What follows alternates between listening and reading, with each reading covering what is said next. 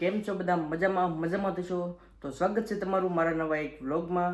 તો આજનો વ્લોગ છે ને બહુ મજેદાર થવાનો છે, કારણ કે આજે હું તમને બતાવીશ મારું જૂનું ઘર.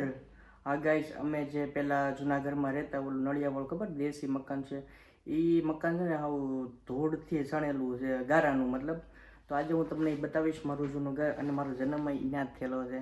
તો કેટલા ટાઈમથી હું લગભગ ઘણા સમયથી અંદર નથી ગયો. બહાર તો હું રોજ જાઉં છું, પણ અંદર કોઈ દિવસ નથી ગયો. અને મારા પાસે એક કોમેન્ટ આવેલી હતી કે મસ્કભાઈ, તમારું જૂનું ઘર તમે બહારથી તો બતાવ્યું, અંદરથી તો એકવાર બતાવો એમ. તો મને એમ થયું કે હાલો ભાઈ, આખો વિડીયો તેની ઉપર બનાવી નાખીએ, બરાબર? તો વ્લોગમાં ઠેઠ સુધી રહેજો, જોવાની મજા આવશે. હું તમને બતાવીશ આજનું મારું જૂનું ઘર. માં છે ને કોઈ દિવસ ઠંડુ પાણી ન પીતા, પણ હવે મેં તેઓ પાડી દીધી કે આમાં ઠંડા પાણી પીવાય. ઠંડુ હવે જ્યારે હોય ત્યારે એમ જ કે ઠંડુ પાણી આપ. નકર એ પેલા ઠંડુ પાણી પીતા ને તેને દાંત કળવા મળતા.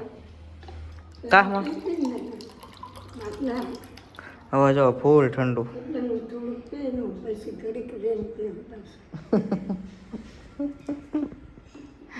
પેલામાં છે ને એ ગોળાનું પાણી પીતા, કારણ કે આ પાણી પીવે ને તો એમ એમ એમ થવા માંડે, દાંત કળવા માંડે. કામાં હવે કઈ વાંધો ના આવતો ને? હા એમ. હવે તો પી જાય આખો ગ્લાસ. પીવું છે હવે તો મૂકી દઉં. હું જમવાનું બનાવ્યું? આખા રીંગણા. આમાં તો પાણી છે. હું ભાત દાળ ભાત મને દાળ લાગે છે. આ દાળ તો હે હવે. એકચ્યુઅલી અમને કઈ આ રસોડામાં ખબર ન પડે ને, એટલે. કોનો માસ્ટર શેફ નો? ઈ કોણ? શેફ નો કઈ કોર્સ આવે ને, કોર્સ. તને નથી ખબર પડતી હવે, જાને. હાલો હશે. હું ગામમાં જાઉં છું. વિદેશ જાય ને બધા, એને બધા રાંધતા ન આવડતા હોય, ત્યાં બધા હાથે રાંધતા હોય. તો અમુક જગ્યાએ એવા કોર્સ છે, ભાખરી બનાવતા ને એવું બધું દેશી બધું જમવાનું શીખવા. તો જેવી લાગે વિદેશ? ના હું તો રીલ્સ આવે ને એટલે હું આવું.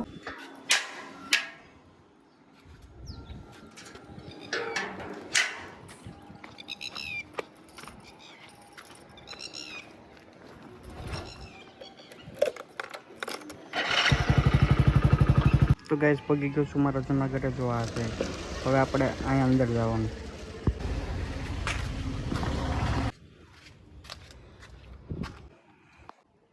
અંધારું છે ગાઈસ. જો ભીતડા જો કેવા થઈ ગયા છે. હા, મેઇન રૂમ છે. જોકે એક જ રૂમ હતું. જોઈએ અંદર શું છે હવે. ઓહો, કપડા સુકાઈશ. અત્યારે તો બાજુનું ઘર બની ગયું, બાકી અહીંયા વંડી જ હતી. આ છે હવા બારી. આઈટી છે ને હવા આવતી. પણ એક વાત ખાસિયત છે, આ ઘરમાં ગરમી ન થતી. અત્યારે અમે જ્યાં રહીએ ને ત્યાં તો ફૂલ ગરમી થાય. અને આ જુઓ, આ શું કહેવાય, ગોખલા કદાચ ખાના. અહીંયા મેં ટીવી રાખતા, અને અહીંયા બધા જમવાનું મૂકેલું હોય. જમવાનું અહીંયા હોય ને કપડાં અહીંયા હોય, એવું બધું હતું. બધું યાદ છે. અને અહીંયા બધું વસ્તુ પડી રહેતી. અને આને કંઈક શું કહેવાય, નામે ભૂલી ગયો હું. પટારો. આમાં બધું જે કિંમતી વસ્તુ હોય ને એ પડી હોય. અને જો આવું કંઈક ઘર છે મારું જૂનું. અને અહીંયા અત્યારે પડી ગયું. અહીંયા છે ને માતાજીનો ગોખલો હતો, અહીંયા એ પાડી દીધું છે. આ બાજુવાળાએ ઘર કર્યું ને, એટલે એ વંડી પડી ગઈ છે.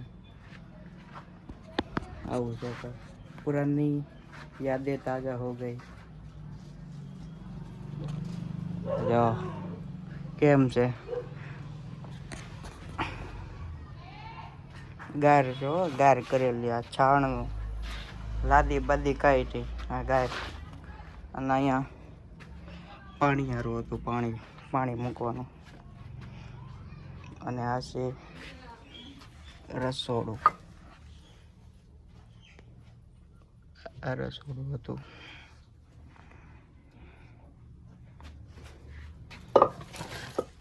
અહીંયા છે ગોખલે આવી બધી વસ્તુ પડી રહેતી આમાં. અને આ તો મને યાદ છે, અમારી બેનને છે ને આ હાથે ઓલું આ ટીકા ચોંટાડેલા હતા એ જે અહીંના પડી છે. જો હાથે આવ કરેલું હતું બધું એવું છે. તો મજા આવતી હો પણ અહીંયા ઘરમાં રહેવાની, ગરમીની કાંઈ ટેન્શન જ નહીં.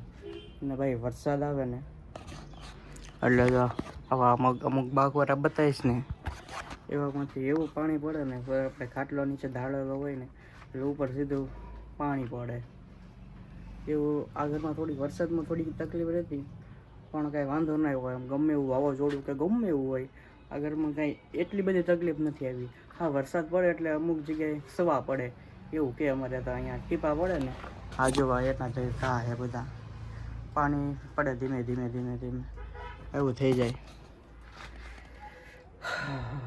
એવું છે. તો આ જો સ્કૂલના પાઠ્યપુસ્તકના ચોપડાની બધું જ એમને પડ્યું, જે વસ્તુ છૂટી ગઈ ને એ બધું હજી એમને જ પડ્યું, કોઈ કાંઈ આઈડિયો જ ના થઈ. પછી અહીંયા ઉભરાઈ હતી જો અહીંથી અહીંયા પાટિયા મૂકી દેતા આમ પાટિયા, પછી એની ઉપર ગલાસ થાળી વાટક્યા એવું બધી વસ્તુઓ પડી રહેતી. અને ત્યારે તો હું આંબી નો હતો ને અત્યારે જો આમ ઊભો ઊભો આંબી લો એવું છે. તો કોણ કોણ જે આવા મકાનમાં રહેશ કમેન્ટ કરી દેજો ભાઈ. આપણે કાંઈ એવું નથી કહેતા પણ આમાં રહેવાની બહુ મજા આવતી. જે અત્યારે અમે નવા મકાનમાં રહીએ ત્યાં એટલી બધી મજા નથી આવતી પણ અહીંયા એટલી મજા આવતી.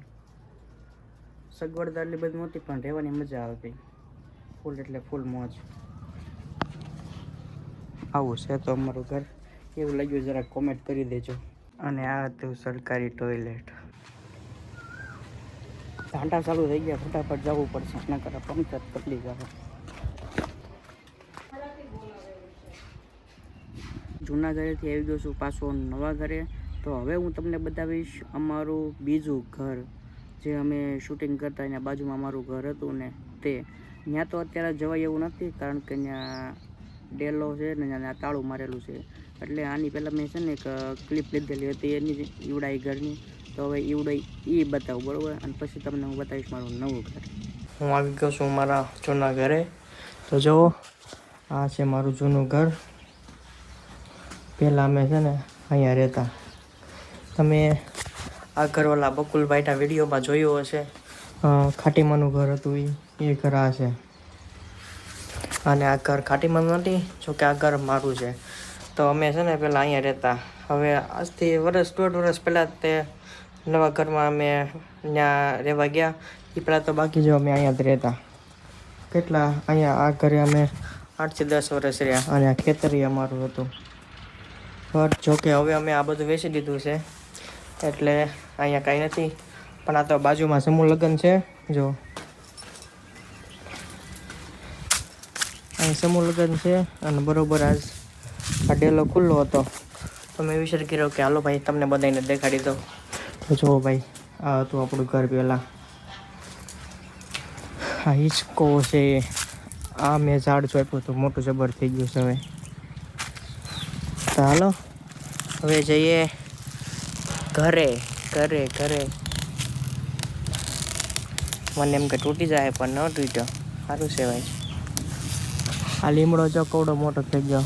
અમે હતા ને ત્યારે બધું નાનું નાનું હતું, હવે બધું મોટું થઈ ગયું છે અને એકદમ આમ ખંડેર જેવું થઈ ગયું છે અહીંયા. તો જૂના 2 ઘર તમને બતાવી દીધા છે. તો હવે હું તમને બતાવીશ મારું નવું ઘર. જો આ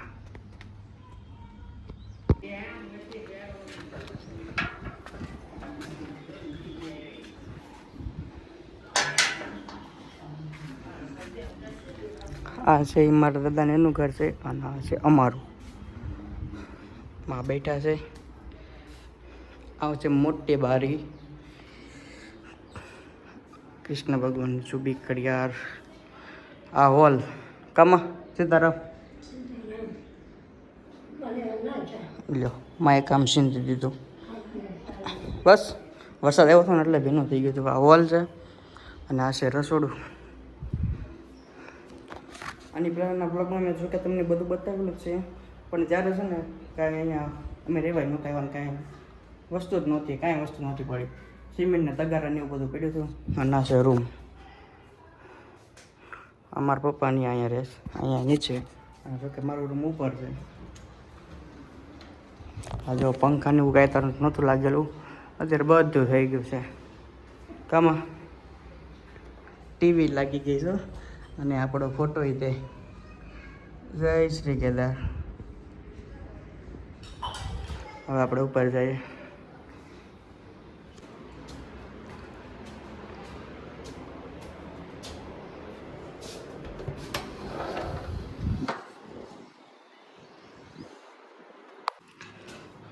જો આ છે એક રૂમ, આ રૂમ મારું છે અને આ છે બીજો રૂમ.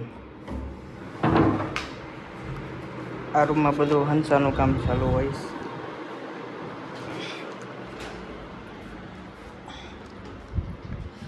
देखो गाइस, बालकनी किसे कहते हैं.